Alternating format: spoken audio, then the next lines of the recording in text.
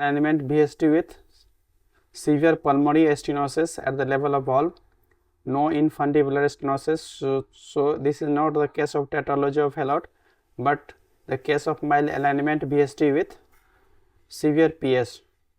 I want to highlight in this image, see the septum means ventral septum, aortic means anterior aortic wall, continuity is broken here.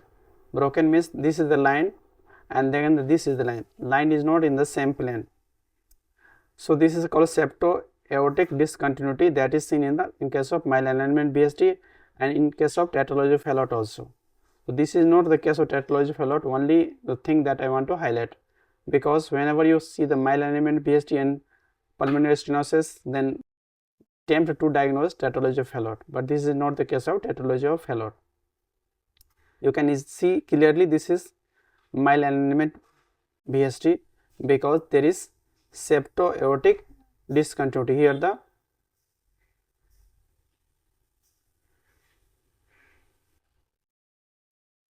anterior aortic wall is here and this is IVS is here.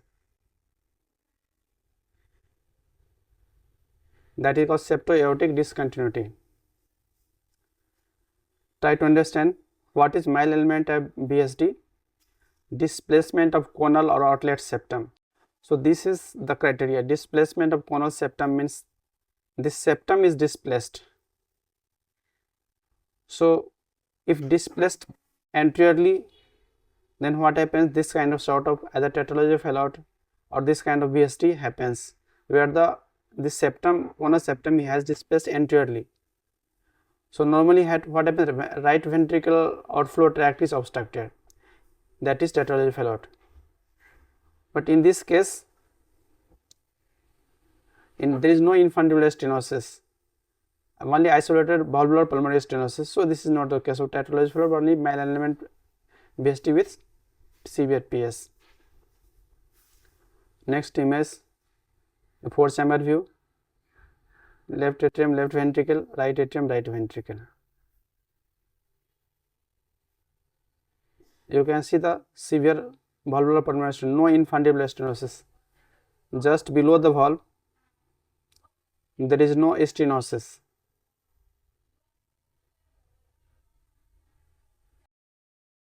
You can see left ventricle chamber D-shaped, indicating raised right ventricle systolic pressure. So D-shaped left ventricle indicating right ventricle systolic pressure to be high. You see, the pulmonary valve is doming. So only valvular stenosis, this is the part where the stenosis is placed. You see again, valve is doming, valve is not opening fully. See the valve, close, open valve. Yeah, valve remains dome like.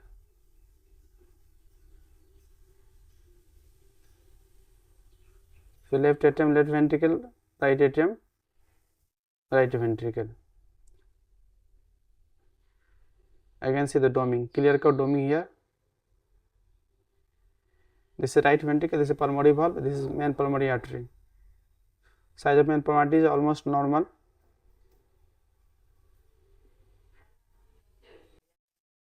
You can see this mild alignment VSD flow is mainly left to right, almost left to right.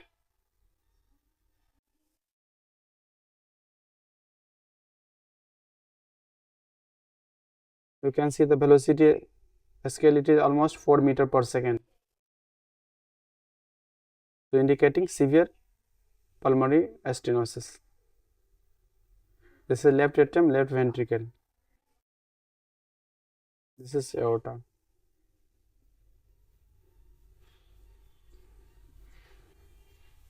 Again, this is the VSD. You see the VSD flow, left ventricle to right ventricle. There is muscular bundle hypertrophy causing little bit obstruction, not significant one.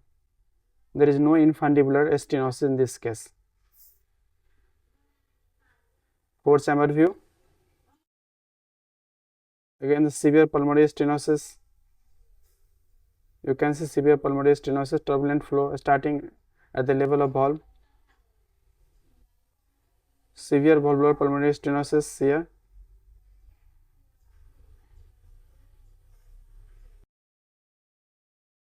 same thing, you can see the overriding, and this is valvular, so this is VSD.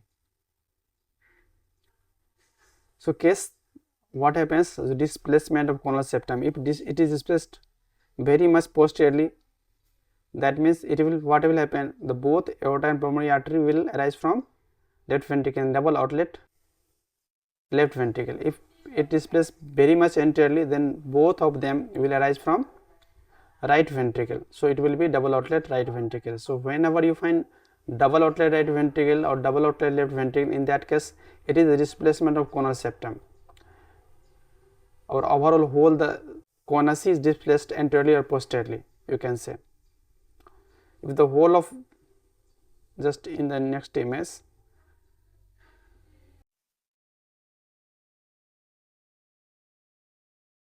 just see, if the whole this conus displaced posteriorly, then whole will arise from left ventricle, because left ventricle is posteriorly compared to right ventricle. So whole conus displaced posteriorly, it means it will arise from left ventricle, then that will be double outlet left ventricle.